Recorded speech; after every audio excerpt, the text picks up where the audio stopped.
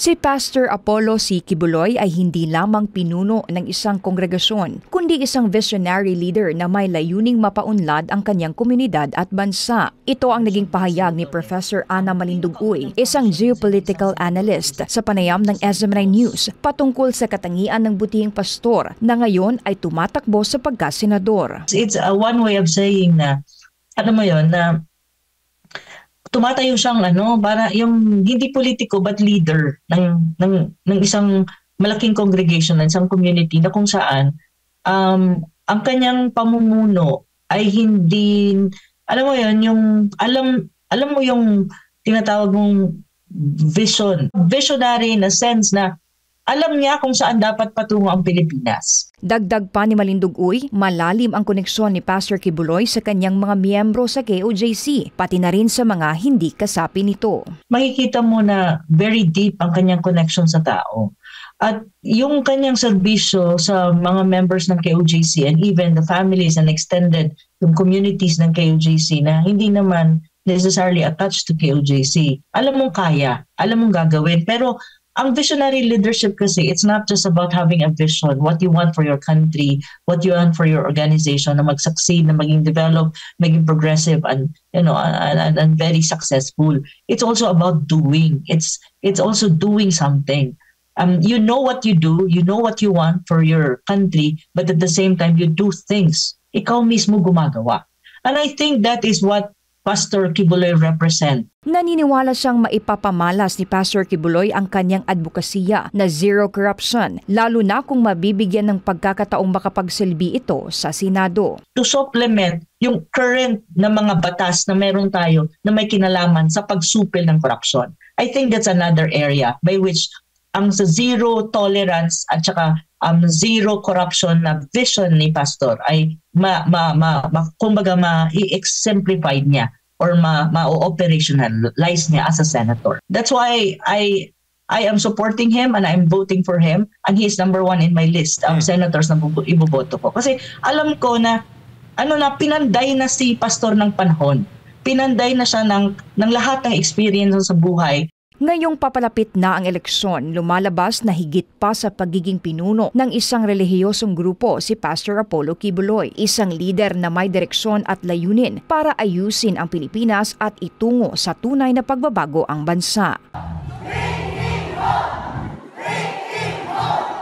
Duterte pa rin at vote straight PDP laban.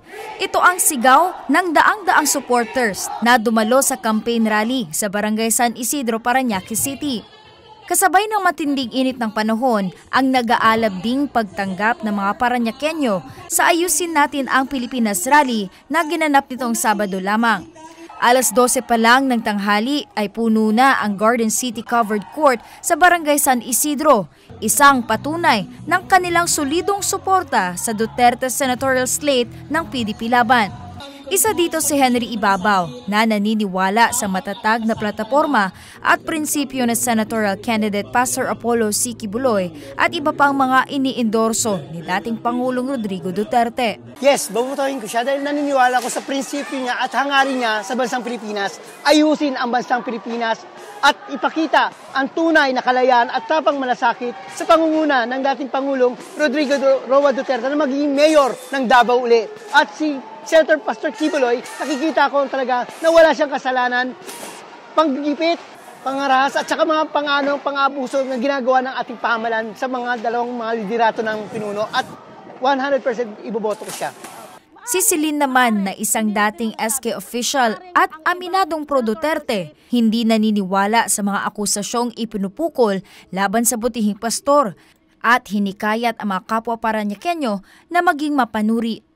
As a former SK kagawad po, naniniwala ako na kapag ang quorum natin, ang quorum nila ay mas lamang nagaling sa kanila, majority sa kanila, mas magiging maayos ang plataforma. Malalatag nila ng maayos ang plataforma kung paano nila i-designated ang mga plano para sa mga tao, ang mga gusto nilang layunin, ang mga gusto nilang ipasa na batas. Noon, Siyempre, ang nakikita natin sa social media ay hindi maganda. Ang nakikita natin sa news ay hindi maganda. Ang masasabi ko lang, hindi lahat ng nakikita nyo sa news, sa social media, nababasa nyo sa dyaryo, ay totoo. Lahat yan ay bias. Do your research, do your part, at saka bumoto tayo ng tama. Sa kabila ng mga isyong ipinupukol sa mga personalidad na kaalyado ni dating Pangulong Duterte, nananatiling buo ang tiwala ng kanyang mga taga-suporta. Para sa kanila, mahalaga ang malinaw na plataporma, malasakit sa bayan at ang pagpili ng mga kandidatong tunay na makakapag-ayos ng Pilipinas.